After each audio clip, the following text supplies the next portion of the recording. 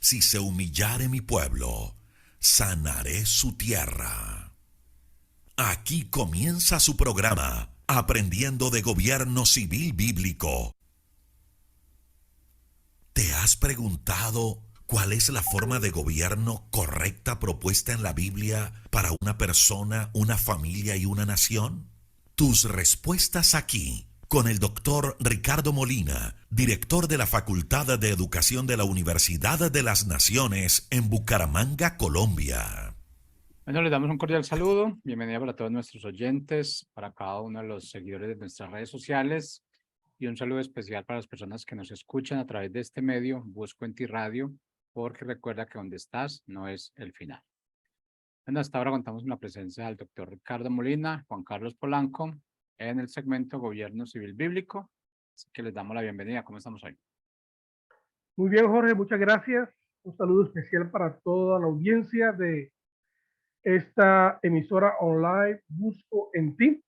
Un saludo para los que nos ven en directo, a los que nos siguen de una forma u otra, en directo o en diferido, y que nos verán en cualquier parte del mundo y a cualquier hora del día. Bienvenidos todos a este programa sobre gobierno civil bíblico, una propuesta pues de Dios, una propuesta bíblica de que sí existe un sistema de gobierno que produce libertad y prosperidad para todos. Y como siempre y las buenas costumbres, pues está con nosotros nuestro querido amigo chileno Juan Carlos Polanco. Bienvenido.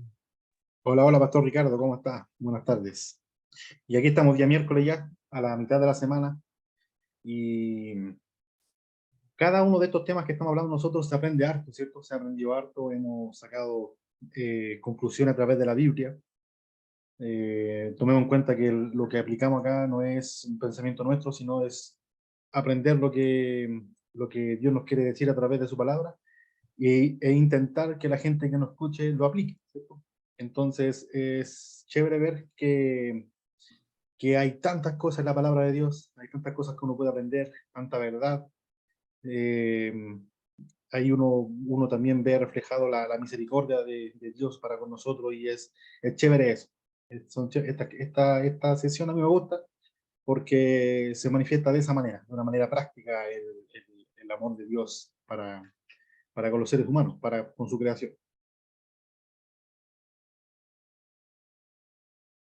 Y parece que hay error de conexión de nuevo. Entonces, la semana pasada estuvimos, el lunes estuvimos analizando cómo la historia, al ser modificada, ¿cierto? Nos cambia la realidad en sí y termina cambiando completamente los sistemas en los que la manera en la que nosotros vemos qué es el, el gobierno, ¿cierto? ¿Quiénes son los líderes? ¿Cómo funciona Dios? ¿Cierto? Por diferentes formas a la que nos han ido explicando o contando una historia, una versión errada. Es increíble como una pequeña frase que falte en la historia en sí o un pequeño acontecimiento cambia completamente la percepción de la historia en sí. Es como el juego que juegan en grupo del teléfono roto, que tienen que ir adivinando qué es, y al final el que recibe la información no tiene nada que ver con la información que llega al inicio. Entonces, es muy importante lo que estuvimos viendo la semana pasada. También concluimos el lunes con intentar identificar a quienes les conviene que la historia no se cuente, a quienes les conviene que no haya historia, quiénes han sido los partidarios principales de que eliminen la historia como ramo, como materia principal en los colegios, para que la gente no sepa qué es lo que ha pasado en el pasado y sea más fácil de educar para un futuro, para su conveniencia en sí. ¿Cierto, Pastor? Sí, claro. Muy importante lo que tú dices porque, pues, la historia, cada quien la cuenta como quiere, dependiendo de sus propios intereses. Y pues nosotros podemos darnos cuenta en los asuntos nacionales, nos podemos dar cuenta en el currículum de educación de una sociedad, cómo tergiversan, cambian la historia y comienzan a presentar a los malos como héroes. Eso es algo muy interesante. Aquí en Colombia está pasando, Juan, está pasando esto porque ahora mismo en los colegios se sacó una cartilla de historia, en donde la FARC es protagonista y protagonista supuestamente de la paz del país. Y en la cartilla se colocan a todos los malandros, a todos los que han violado la ley, a todos los que han causado caos en el país y la sociedad, se colocan como héroes. ¿Qué te parece? Héroes. Y eso es lo que están enseñándole a los niños en el colegio. Cartillas en donde los malos ahora son los héroes. Entonces, se levanta una generación anhelando ser como cualquiera de estos protagonistas torcidos que hay y, quieren ser como ellos, porque la historia los presenta como héroes, como mártires aún, se han muerto, mártires, lucharon por la paz, lucharon por la justicia social, lucharon por el bienestar del país, y entonces de ahí en adelante los muchachos, la nueva generación conoce la historia y se olvidan que qué pasó antes, que es pura mentiras, que lo que toda esta gente hizo un daño al país. Entonces la historia tiene esa peculiaridad, ¿no? Sobre todo con aquellos que tienen poder, que para afirmar su filosofía, entonces también colocan, por ejemplo, sus propios escritores, colocan sus ministros de educación y desarrollan libros, cartillas para desarrollar su filosofía y su mentira. Son las dos caras, ¿no? Las dos caras que hay. Esa historia equivocada y contar la nueva. Lo que pasa, Juan, es que la generación nueva, como se le ha contado una historia diferente, entonces no conocen la historia verdadera de la idea correcta para que lo que ha sostenido la libertad social, lo que ha sostenido la economía del país, lo que ha sostenido la familia como tal. Entonces, ese es el dilema. Entonces, pues nuestro tema es ese, la historia y la libertad. ¿Qué tiene que ver la historia correcta, no? Con la libertad. O, por otro lado, ¿qué tiene que ver la historia con la esclavitud? Con continuar causando mal y acciones que traen desastre a la sociedad, Juan. Sí, hay algo que hay que tomar en cuenta, que se me escucha, ¿cierto? ¿Se escucha bien? Sí. Hay algo que hay que tomar en cuenta, que a partir de cuántos años se comienza a considerar un suceso histórico, ¿cierto? Cuando ya es historia, ¿cierto? ¿Por qué hablo esto? Porque en el mundo profesional, en el mundo que se estudia todo esto, de los historiadores, todo esto, apenas está haciendo o considerando histórico los sucesos de la Segunda Guerra Mundial. Ahora que ya han muerto la mayoría de los principales, que ya se está mirando todo con un ojo más analítico, más lógico, no tan pasional, porque tomemos en cuenta de que, por ejemplo, lo que pasó aquí en Colombia, hace 20 años atrás, 30 años atrás, todavía hay personas que son pasionales con cierta ideología, ciertos partidos políticos, entonces van a contar de una manera muy subjetiva su versión de la historia. Entonces es muy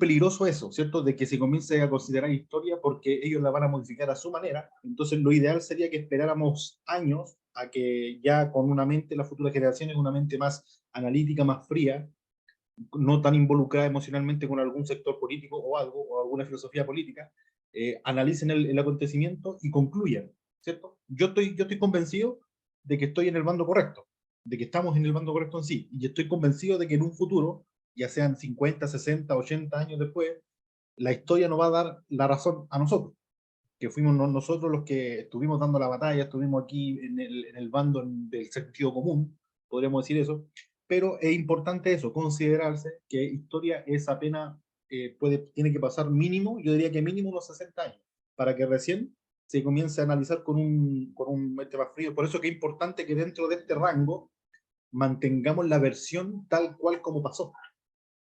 Nos duela o no nos duela, o le duela al que no le gusta, que le duela o no le duela, debemos defender lo que pasó de verdad para que en un futuro se estudie de esa manera.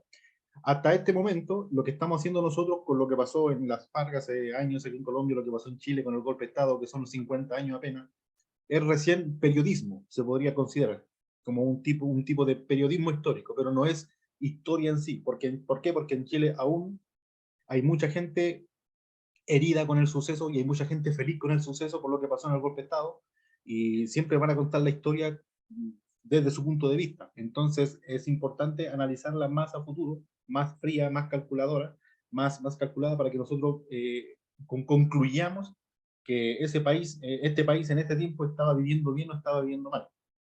Porque es muy importante eso, o sea, hacerlo con una mente más lógica, más calma, más fría. Claro, eso es muy importante porque, pues sí, cuando se habla de los hechos históricos, pues hablamos de cosas que pasaron, sean verdad o no. Y por eso el dicho popular que dice, el tiempo, esperemos el tiempo para saber si es correcto o incorrecto lo que usted dice, hizo o propuso. Entonces nosotros, claro, nosotros estamos en el tiempo todavía. Y como tú dices, tenemos que ser intencionales en mantener la idea correcta. Y para mantener la idea correcta, pues tenemos el libro histórico que ha cambiado naciones y personas, que es la Biblia. Entonces, mientras nosotros estemos alineados con la Biblia, pues hay más probabilidades de estar en la verdad que errar, ¿no?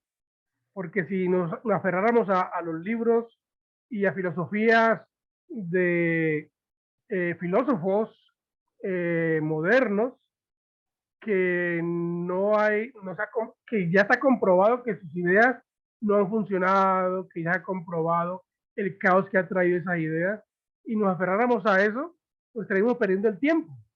Pero nosotros estamos aferrados a una filosofía de libertad en todas las áreas, libertad interna del alma, libertad social, libertad económica, libertad gubernamental, libertad de la vida, y esa filosofía pues está delineada en la Biblia. Filósofos y libros escriben, filósofos hablan y concluyen, se contradicen entre ellos mismos, y esos libros y esas conclusiones pasan. Pero lo que la Biblia está escrito es algo que ha repercutido por todos los tiempos. Se ha atacado para decir que está equivocada, que no es así, pero la Biblia se sostiene porque históricamente, cuando se aplica lo que dice la Biblia, entonces el bien se ve, la libertad se ve, los cambios se ven. Entonces, eso nos ayuda, Juan, a estar en línea. Ahora, pues, Hay muchos factores en común que podrían detonar en un aumento de libertad, pero no todos coinciden. Por ejemplo, hay algunos que intentan unir la libertad económica con la libertad en general, social, que sí, en algunos países que crecieron económicamente, que son libertad, pero hay uno que no han podido separar nunca, que es el inicio de la libertad y la propagación de la palabra de Dios. Entonces comenzaron en el mismo tiempo. Mientras más se propagaba la palabra de Dios, las naciones experimentaban un estado de libertad, y van unidos, van entrelazados esos dos acontecimientos. No pueden sacarlos o sea, despegar uno de otro. Entonces es obvio históricamente, empíricamente, está comprobado de que la Biblia ha sido la responsable de liberar a las naciones. sí, señor. Entonces, nosotros estamos hablando de ¿Qué tiene que ver la historia con la libertad? Dependiendo de quién la cuente, ¿no? Quién cuenta la historia y qué ha producido esto. Entonces, pues la historia y la libertad pues juegan un papel muy importante. Fíjate que hoy, escuchando a Ricardo Rodríguez, nuestro profesor que está enseñando historia, él estaba diciendo que en el occidente, lo que ha mantenido al occidente como una sociedad estable, próspera, es la idea de la familia, por ejemplo. La idea de familia entre un hombre y una mujer. Y que esto ha traído pues fuerza, seguridad, fortaleza y prosperidad a la sociedad.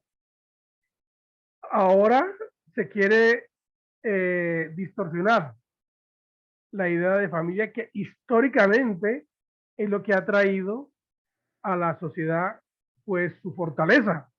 Pero ahora se quiere quitar ese fundamento y decir que no se necesita una familia, que no se necesita una unión entre un hombre y una mujer para que haya estabilidad en la sociedad. Pues la historia muestra todo lo contrario. La historia muestra que cuando se deteriora la idea de familia, entonces la sociedad comienza también a perder su enfoque, comienza a desvariar entre pensamientos humanos que afectan también la economía. Por ejemplo, hoy en día hay más divorcios que nunca. Y el divorcio causa pobreza. El divorcio o tener muchas mujeres causa ruina. En cambio, antiguamente, cuando está la idea esa de que no una sola mujer, matrimonio, hijos de una sola familia, eso trajo a la sociedad mucha fuerza, trajo a la sociedad estabilidad. Es muy importante entender esto, que si nosotros perdemos la idea correcta de la historia, nos desconectamos de la historia, se pierde la identidad. Déjame te coloco un PowerPoint aquí para hablar de eso. Borra la historia y se borra la identidad de una sociedad. Aquí está, ¿lo ves? Borra la identidad de una nación borrando su historia. Cuando se borra la historia, se cambia la historia, entonces todo se tergiversa. Y aquí en el libro de la risa y el olvido, el novelista checo-francés Milan Kundera describe el poder de cambiar la historia para transformar una nación. Se empieza, dice, a liquidar un pueblo, dijo, arrebatándole la memoria. Se destruyen sus libros, su cultura, su historia, y después se escriben otros libros. Se enseña otra cultura y se inventa otra historia para sustituir a los primeros. Luego la gente empieza a olvidar poco a poco lo que es y lo que era. Pues yo básicamente lo que está describiendo aquí, Juan, es lo que tú estás diciendo, ¿no? Se reescribe textos, se escribe la historia dependiendo de qué se quiere hacer, y esa generación se educa con un tema o con una historia totalmente que desvaría de la realidad, y al final la gente termina creyendo de que esa es la realidad, que esa es la verdad. Pero la forma de destruir una sociedad y de levantar una generación que crea otras cosas es borrando la memoria histórica, borrando la memoria histórica correcta y colocando otras ideas. Por ejemplo, uno de los problemas que esta humanidad tiene es el Alzheimer. Lo peor que le puede pasar a una persona es tener Alzheimer, porque se olvida hasta del nombre, se olvida quiénes son sus hijos, se olvida que ha comido, se olvida en dónde está perdida. Y al estar perdida, su memoria, entonces no se puede ubicar, no puede desarrollarse y es como siempre está comenzando. Una persona que tiene Alzheimer muy acelerado, muy grave, usted la saluda y le dice, ¿cómo está? Bien, mi nombre es fulano de tal. Y deja pasar un minuto o menos y la persona le pregunta, ¿y usted quién es? Y usted tiene que volver a decir, o sea, no permite que esta persona avance en la relación o pueda ser útil, pierde también su poder de ser útil porque no sabe quién es, ni de dónde viene, ni para dónde va. Entonces, perder la memoria histórica, Juan, es algo muy tenaz porque perder la memoria histórica produce esclavitud, que es lo contrario a la libertad. Entonces, pues hay detonantes o agentes que se esfuerzan por hacer perder el destino, que se esfuerzan por hacer perder el horizonte a personas, familias y a sociedades. Entonces nosotros estamos aquí para decirle a ustedes que tenemos que tener mucho cuidado con eso, mucho cuidado, porque tenemos que estar conectados con la historia. Es algo así, Juan. Entre más lejos, más claridad tenga yo de la historia, entre más la entienda hacia atrás, más lejos voy a ir. Más lejos voy a ir. Eso es como, tú sabes, la cauchera, ¿cómo es? O como una cauchera, no hablemos del arco y la flecha. Si tú quieres que la flecha vaya bien lejos, te tienes que echar para atrás, templar bien, y entre más lo hagas, más atrás lo mandes, más lejos va a ir la flecha. Eso es como la historia. O sea, en la historia, en el entendimiento de los hechos, porque hemos hablado aquí que la historia, la narración de los hechos poderosos de Dios. Entonces, cuando la gente entiende lo que Dios viene haciendo en las naciones y en las personas, entonces la gente se siente útil. La gente dice, yo soy importante, pero ¿por qué, por ejemplo, hoy en día muchachos de 20 años, 22, 25 años, ¿por qué se suicidan? Jóvenes que tienen una carrera, que tienen casa, que tienen padre, que tienen carro, que tienen muchas cosas y se tiran de un 10º piso. Es una forma de suicidarse, ¿no? Otra forma de suicidarse fue la droga. Como no les importa nada, comienzan a consumir droga y a consumir y a consumir y a consumir y acaban su vida. ¿Por qué? ¿Por qué eso?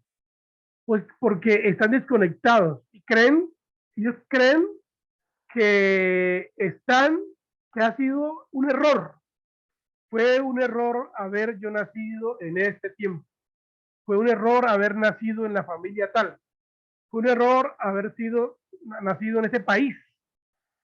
Y siempre están anhelando otras cosas y por percibir o creer que es un error, que no fueron creados para este tiempo, entonces eso los lleva a tomar decisiones equivocadas en su vida. Y ahí donde vienen el alza de suicidios en la juventud. Hay países del mundo en donde el suicidio es muy grande entre la juventud. Hay países del mundo. Y no son países pobres. Por ejemplo, Japón es un país que puntea, siempre está arriba de la tasa de suicidios, tasa de depresión joven, tasa de consumismo de pornografía, de alcohol, de droga, de un montón de cosas, y son un país rico, un país próspero. Uno diría, no, pero yo voy para allá con la plata que gano, vivo bien. Sin embargo, hay otros factores más allá de la plata que hacen que el joven no quiera seguir viviendo. Y esa es la falta de identidad en sí. La identidad histórica, porque cuando uno se conecta con la historia, entonces uno se da cuenta que uno es protagonista ahora, que no importa la edad, yo soy protagonista, nací con un propósito, tengo unos talentos especiales, que Dios me ha dado para usarlos en este tiempo. Lo mismo que una profesión, por ejemplo. ¿Por qué los muchachos en la universidad gastan 4 años y 5 años en una carrera? Y luego, ¿sabe qué dicen, Juan? Eso no era lo que yo quería. Y hoy en día, por pues, el modernismo que tenemos, las personas tienen 2, 3 carreras. Y aún tiene 3 carreras y todavía no sabe realmente si eso es lo que quiere hacer o no quiere hacer. Entonces eso hace perder el input, eso hace perder la potencia, eso hace perder la creatividad, eso hace perder la participación política y social en su comunidad, en su país.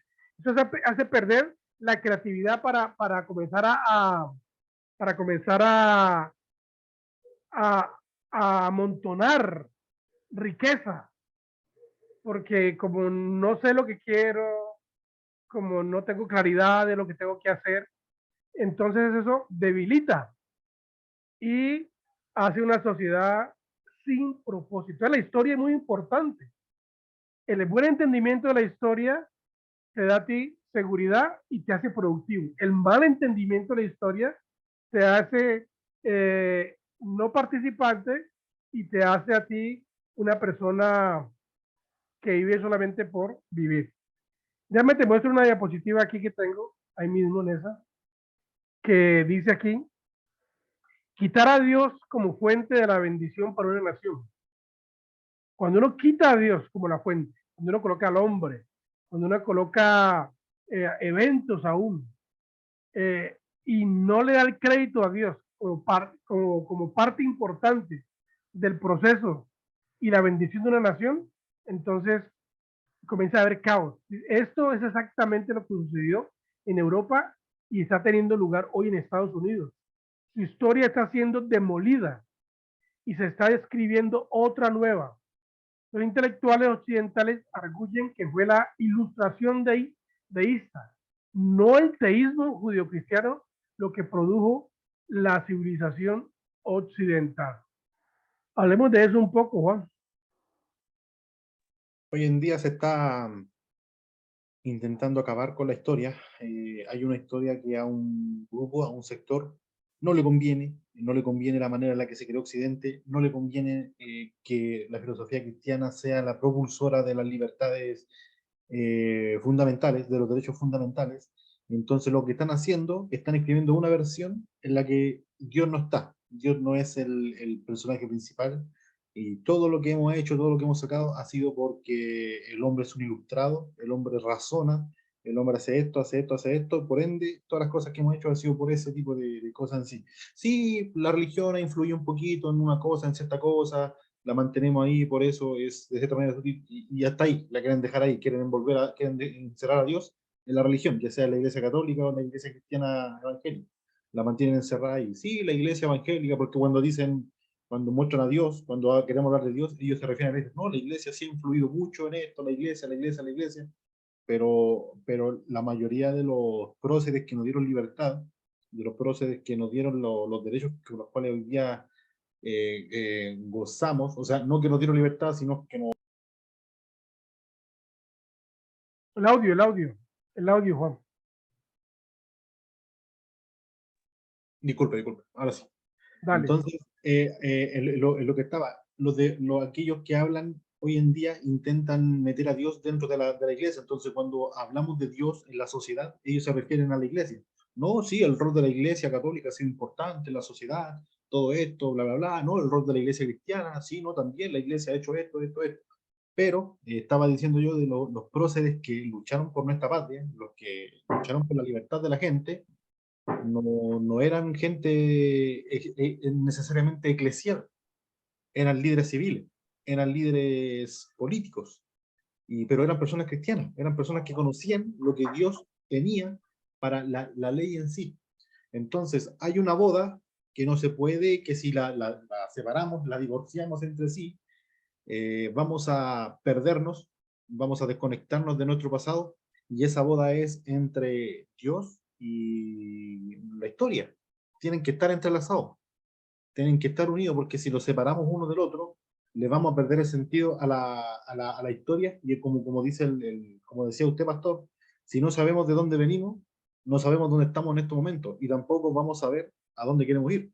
Es como cuando estamos por un camino, y por un camino todo oscuro, y el único foco que tenemos prendido es el que nos alumbra a nosotros, y el resto del camino está todo apagado. Entonces nosotros queremos mirar hacia atrás, vemos que está todo oscuro, y también queremos mirar hacia adelante, también está todo oscuro. No sabemos qué pasó, qué hay atrás, y tampoco sabemos qué es lo que hay más adelante. Lo único que sabemos es lo que está pasando ahora, ¿cierto? O sea, estamos aquí, estoy en este lugar, no sé para dónde quiero avanzar en sí. Entonces, cuando nosotros estudiamos la Biblia, metemos a Dios, somos intencionales en meter a Dios, vamos a lograr discernir la historia de una manera en la que se nos va a alumbrar, digamos, el entendimiento de una manera, y vamos a decir, esto pasa por esto, y estamos pasando en esta situación por esto y por esta cosa. Y ya sabemos qué no debemos hacer para seguir adelante y avanzar en un futuro. Ese es digamos, el rol del cristiano en sí. Primera de Crónicas, de 12, 22 o 23, o 13, 12, no me acuerdo, pero dice que el pueblo eligió a los ancianos, y a 200 ancianos, y estos eran personas entendidas en sus tiempos, que sabían qué decisión debía tomar el pueblo, y la gente los seguía. Entonces, nosotros los cristianos debemos ser así, debemos ser personas que la gente nos mire y diga, este man sabe para dónde quiere ir, sabe qué es lo bueno, sabe qué es lo malo, me inspira, quiero ser como él. Y se acerquen y nos pregunten y nos digan, oye, ¿tú sabes qué está pasando? Sí, está pasando esto. ¿Y por qué pasa esto? Pasa por esto, por esto y por esto. ¿Y tú sabes qué hay que hacer para no? Sí, sé lo que hay que hacer para no poder hacer esto y esto y esto, y esto. Debemos ser luz en el camino, ¿cierto? Debemos ser la sal, aquellos que evita que el mundo se descomponga, se pudre. La sal en ese tiempo servía para eso, para meter los alimentos, la carne, todo ese tipo de alimentos, y evitaba que se descompusiera. Entonces, si nosotros tenemos tanta información, y no la mostramos al mundo para que el mundo venga hacia nosotros, ¿de qué sirve, cierto? Porque estaba leyendo este libro que nosotros, los varones de la iglesia, lo estuvimos leyendo también. Estoy haciendo un pequeño congreso, y aplicándolo de este libro, estoy dando unas clases, y al principio del libro, en el capítulo 1, dice que el autor, Bill Burnett, está hablando en un congreso. Esto pasó en el año 77. Habla y habla y hablaba de la gloria de Dios, de la misericordia de Dios para las naciones, para el mundo, y esto, y se para un nigeriano, se para una persona de África, y le dice, entonces, ¿qué le falta a mi país para que sea así, lo que usted dice? ¿Por qué dice eso?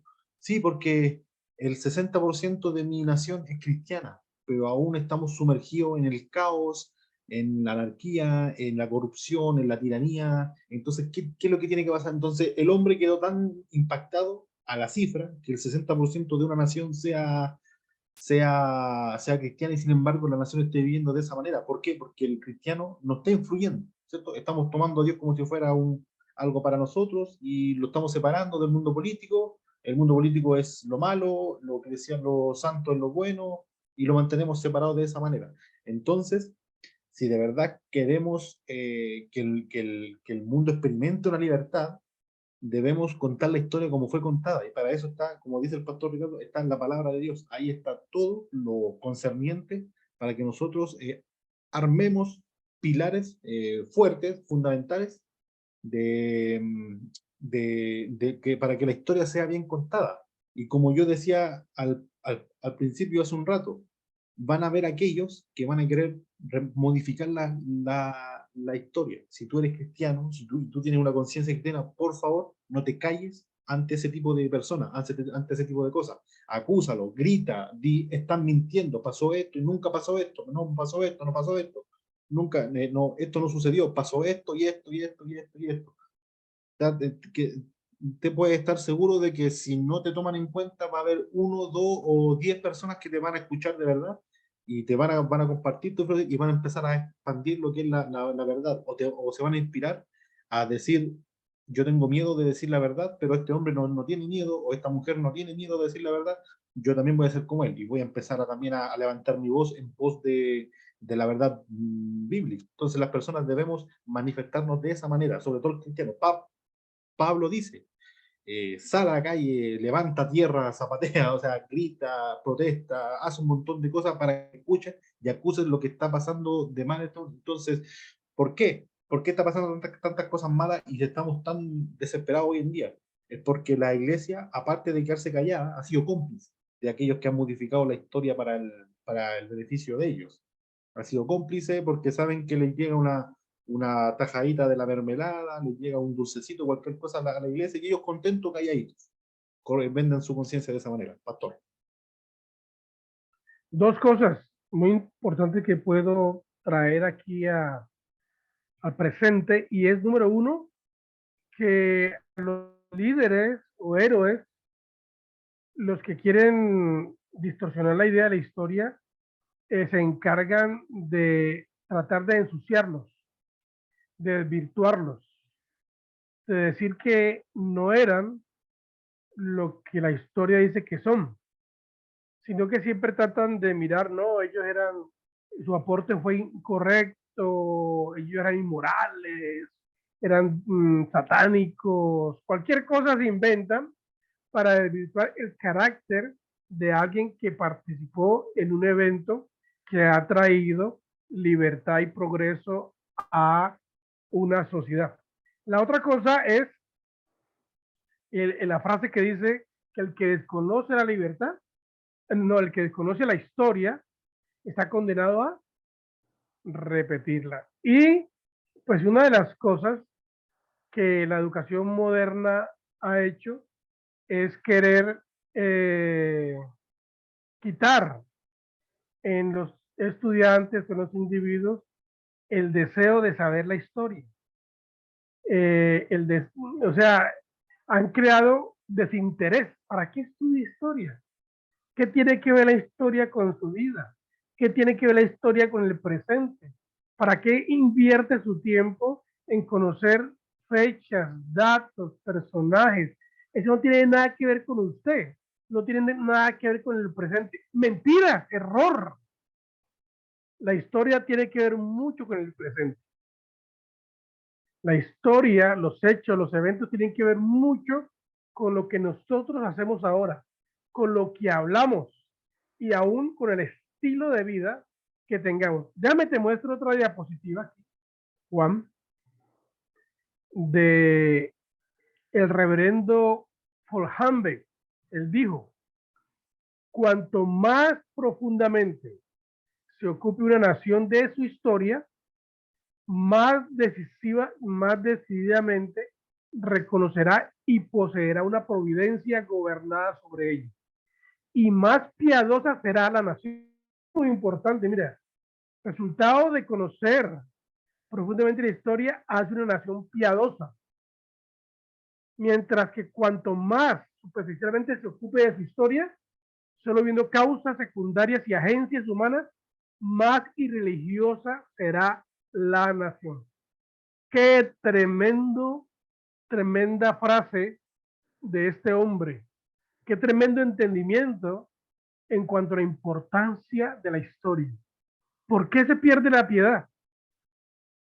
¿Por qué se pierde? ¿Por qué la gente se pone irreverente? Tenemos una sociedad irreverente, que no respeta la iglesia, que no respeta los símbolos cristianos, que no respeta los símbolos patrios. Tú sabes, por ejemplo, en Colombia a las estatuas de los héroes hay que ponerles un vigilante, porque la gente viene y se roba las partes o las ensucia, las mancha con pintura, hacen cosas feas a estas estatuas de héroes. Aún más, hay un ataque más directo todavía en las sociedades, y es que quieren quitar los símbolos, quieren quitar a los héroes nacionales, quitarlos del parque, quitarlos del colegio, quitarlos de las oficinas gubernamentales. ¿Qué te parece? Hay hartos puntos que se podrían analizar. Yo creo que este tema podría también podríamos continuarlo el lunes. ¿Cuáles son las instituciones que quieren atacar, los puntos que quieren atacar para modificar la historia? Usted habló de dos, la familia y el patriotismo, ¿cierto? A través de los símbolos patrios, a través de los próceres que nos dieron libertad, menospreciarlos, perjudicarlos históricamente, la familia. Hay varios más que quieren atacar, y eso sería bueno ir enumerándolo uno por uno el próximo lunes en sí, porque el trabajo no es solamente cortarte un ramo de historia y poder meterte otra encima. El tema es divide y vencerás. Entonces, por ejemplo, quieren dividir a la familia, a la esposa de su esposo a través del feminismo radical, a los hijos de los padres a través de la hipersexualización, esta descontrolada que estamos viviendo hoy en día, a tal punto de que la familia esté separada, aislada, cada una por su parte, el padre por allá, la mamá por acá y el niño por otro lado. ¿Para qué? Para que sea más fácil meterse en la familia, en el núcleo, y contar una versión de la historia que ellos necesitan contar. Entonces, ¿por qué pasa esto? Porque institucionalmente la familia es divina, de manera divina, la familia es el resguardo, el último resguardo que tienen los niños, las futuras generaciones, aquellos a los que se les puede educar, ¿cierto? Ante la manipulación estatal, ante los grupos comunistas, izquierdas, que intentan modificar la historia a su gusto, levantar héroes que ellos consideran y en la historia han sido genocidas, asesinos, dictadores, personas completamente violadores de derechos humanos, y ellos los levantan como... Fíjate, Juan, de lo que tú dices tan importante, porque hoy en día, por ejemplo, el Che Guevara, que fue uno de los revolucionarios de Cuba, mucha gente lo considera un héroe y mucha gente usa la foto de él en camisetas y las camina por la calle como lo máximo, cuando era un hombre, un asesino. Nuestra codirectora Michelle, en su universidad, me dice que tiene una gigantografía del Che mirándola al frente cada vez que ella está tomando clase en su universidad. Hay un Che Guevara grandote. Si supieran que exterminaba a homosexuales como si fueran hormiguitas, que era una persona completamente enferma, de su puño y mano se mató a más de 115 campesinos inocentes, personas inocentes, asesinó así él mismo. Esto lo pueden leerlo en el libro, en la biográfica absoluta de Che Guevara, La máquina de matar, no porque el autor que la haya escrito lo denominó así, sino que él mismo se puso así, la máquina de matar. Y con la manera en la que hablaba, uno ve que el Che fue un médico frustrado. Entonces, cuando escribía su diario, hablaba como si fuera un analista perito. Hablaba, la bala entró por tal parte, salió por tal... O sea, uno puede ver reflejada la inmoralidad, la insensibilidad que tenía al escribir, como si estuviera matando vacas para un asado. El man era no hay por dónde justificarlo, pero claro, se nos ha contado una historia de que su intención fue tan noble, porque por eso se juzga a los próceres socialistas, por sus intenciones, pero no por sus hechos. Entonces, claro, porque fueron con buena intención, ellos querían hacer esto, querían un mundo mejor, por eso hicieron eso, los pobrecitos. Mentira. Bueno, muy bien, entonces el lunes, Juan, seguimos hablando de los historiadores y cómo la nueva historia, qué es lo que quiere atacar en la sociedad. Ya vimos la familia y hablaremos del patriotismo y otras cosas entonces. Muy bien, pues el tiempo se nos acabó. Muchas gracias por acompañarnos hoy. Nos vemos la próxima semana entonces, siguiendo con el tema. Nos despedimos. Gracias a todos. Bendiciones del Altísimo. Bendiciones. Bendiciones.